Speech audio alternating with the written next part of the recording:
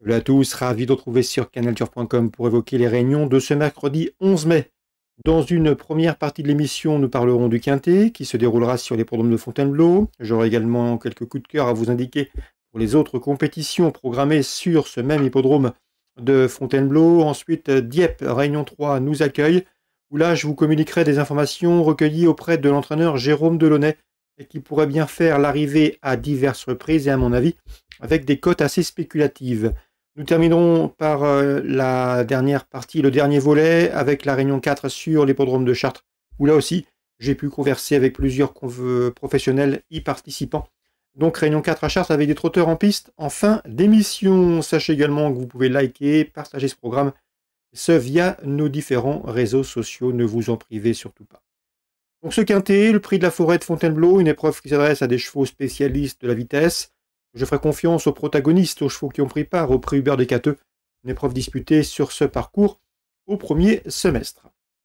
Certes, le 2 Moubaleg et le 3 Tudomem se classaient seulement 8e et 11e de ce prix Hubert Descateux, mais ce sont des chevaux que je placerai en haut de ma sélection. Je vous en explique les raisons. Le 2 Moubaleg est un cheval qui connaît bien cette course, il l'a remporté l'an dernier. Il a couru également 4 fois sur la ligne droite de Fontainebleau pour 3 victoires, raison pour laquelle je l'aime bien et je le trouve correctement situé au poids.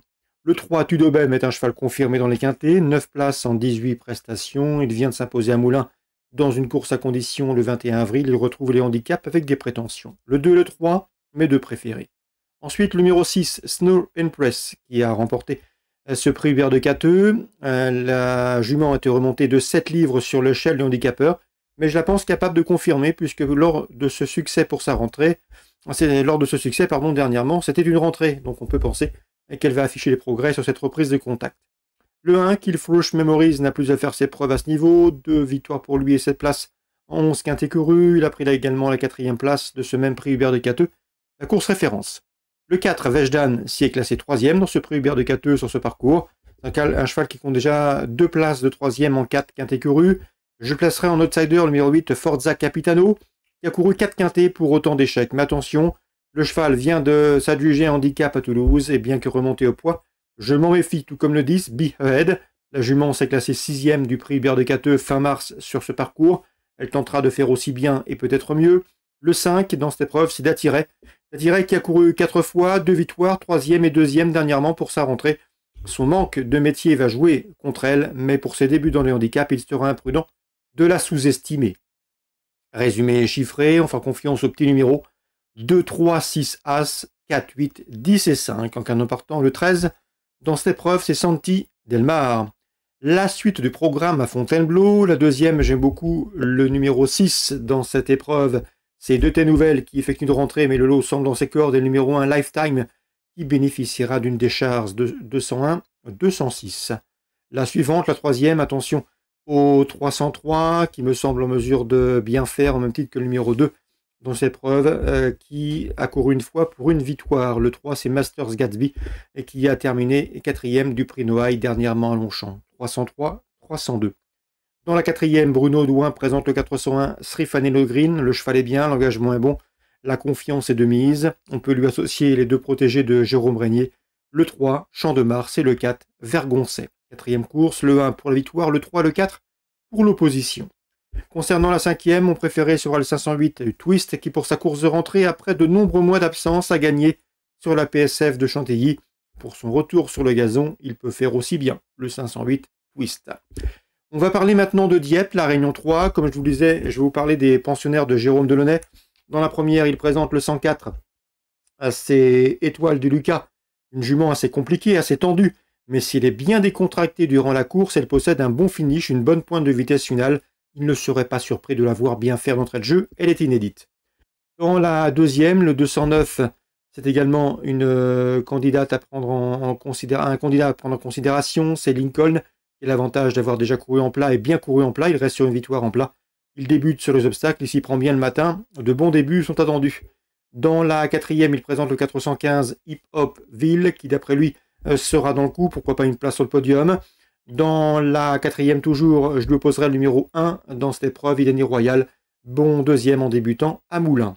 On passe maintenant à la 6e. Jérôme Delaunay présente le 603 c'est Calva du Rib, un cheval qui reste sur 2 places de deuxième sur le steeple. D'après lui, son cheval est toujours un gambadisant, toujours volontaire, et il le pense capable de terminer sur le podium. Il, à mon avis, devra surtout redouter le 606 Grand Art, qui pour ses débuts sur le steeple affronte des adversaires largement dans ses cordes. Donc la 6e, numéro 6 Grand Art pour la victoire, le 3 pour une place. Dans la 7e, il présente le 701 Marty McFly, qui a connu un petit souci de santé en début d'année après son meeting. Le cheval effectue une rentrée, mais attention, il a du travail, l'engagement est très favorable, et d'après Jérôme Delaunay, ce 701 Marty McFly dispose d'une toute première chance. J'ai senti très confiant, et ce même pour la victoire. Dans cette 7e, on peut lui opposer le numéro 3, Place Nette, qui vient de s'imposer à Lyon-Paris. Chartres, Réunion 4. Dans la première, j'aime beaucoup le 104, qui me semble en mesure de bien faire. C'est Intense Action, qui après une course de rentrée à Caen, devrait afficher des progrès et lutter pour la victoire. Mais dans cette course, j'ai pu converser avec plusieurs professionnels confiants. Donc je vous invite surtout à investir en trio, voire en Super 4 ou en multi, selon vos souhaits. Dans cette épreuve, le 105, Iris du Perche, est estimé par Vincent Seguin. C'est une belle chance. Concernant le 3, c'est Idée secrète. Florent Berthaud m'a dit que la pouliche devait affronter les mâles, mais qu'elle était bien, et que la dernière fois, elle n'a pas été drivée au mieux de ses intérêts. Ici, il la pense capable de prendre une place. Le 110, c'est Idée Anellois. J'ai pu converser avec Gilles Lefebvre, qui en escompte un bon comportement. Le cheval est au top. Il l'estime capable de conclure sur le podium. Je peux vous parler également de Sébastien Tessier. Là aussi, j'ai pu converser avec lui. Bref, on a parlé avec pas mal de monde pour cette première course. Le 108, Iban Carrarès sur plusieurs échecs, mais le cheval revient au mieux après un break, et d'après lui, il dispose d'une très bonne chance, donc il faut s'attendre à le voir refaire par déduit. Donc, j'aime beaucoup le 104 Intense Action, vous l'aurez compris, mais si l'on s'en réfère aux interviews, eh bien Vincent Seguin avec le 5, Sébastien Tézier avec le 8, Iban Cara, peuvent lui donner la réplique. Le 3 et le 10 sont loin d'être d'affaires pour des petites places, donc bref, dans cette épreuve, le 4, le 5, le 8, le 3, le 10 sont autant de chevaux, à mon avis, à glisser dans un multi, voire en trio.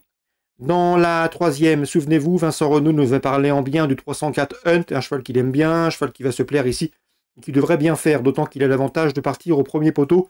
C'est toujours un plus sur cet anneau chartrain. Dans la 5e, je me méfierais du numéro 12, Full of Love, un cheval en retard de gain, un cheval préservé, qui, à mon avis, est capable ici de jouer la victoire. Donc c'est le 512 Full of Love. Voilà pour les infos de ce mercredi 11 mai. J'espère qu'elles vous seront fructueuses. Nous on se retrouve très bientôt sur canalturf.com.